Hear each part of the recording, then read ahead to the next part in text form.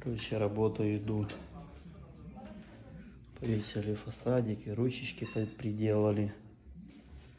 Такой вот островок. Такая вот фрезеровочка.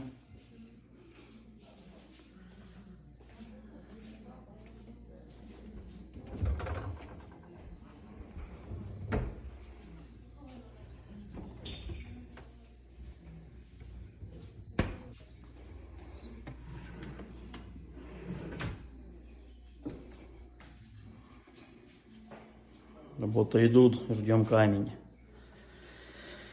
И будет вообще красиво.